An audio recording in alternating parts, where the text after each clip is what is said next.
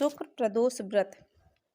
शुक्ला त्रयोदशी प्रदोष व्रत पूजा विधि सोम प्रदोष के समान ही है। इसमें श्वेत रंग खीर जैसे पदार्थ ही सेवन करने का विशेष महत्व होता है। सूत जी बोले, प्राचीन काल की बात है, एक नगर में 3 मित्र रहते थे। तीनों में बड़ी घनिष्ठता थी। उनमें एक राजकुमार है, दूसरा ब्राह्मण पुत्र है, तीसरा सेठ का पुत्र है। राजकुमार व ब्राह्मण पुत्र का विवाह हो चुका था। सेठ पुत्र का विवाह के बाद गौना नहीं हुआ था। एक दिन तीनों मित्र आपस में स्त्रियों की चर्चा कर रहे थे। ब्राह्मण पुत्र ने नारियों की प्रशंसा करते हुए कहा कि नारीहीन पर भूतों का डेरा होता है। सेठ पुत्र ने यह वचन सुनकर अपनी पत्नी लाने का तुरंत निश्चय किया।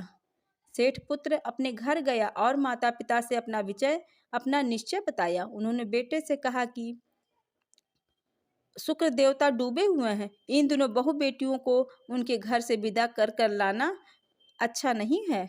अतः शुक्रोदय के बाद तुम अपनी पत्नी को विदा करा कर ले आना। सेठ पुत्र अपनी जिद से टस से मस नहीं हुआ, अपनी ससुराल में जा पहुंचा। सास ससुर को उनके इरादे का पता चला। उन्होंने उसको समझाने की कोशिश की, किंतु वह नहीं माना।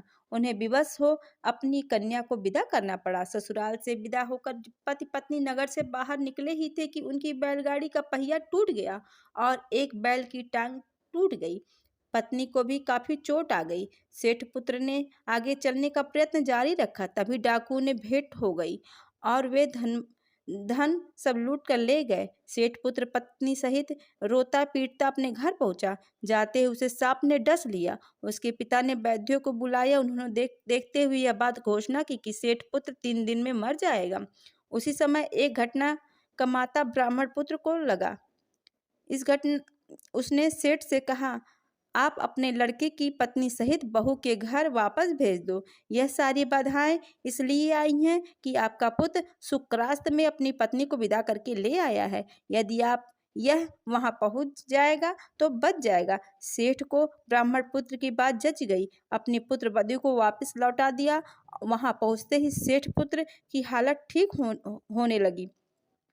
शेष जीवन सुख आनंद पूर्वक व्यतीत हुआ। अंत में वह पत्नी दोनों स्वर्ग लोक को विमान द्वारा गए। अगर आपको हमारा वीडियो पसंद आता तो लाइक कीजिए, सब्सक्राइब कीजिए। शनि त्रयोदशी प्रदोष व्रत।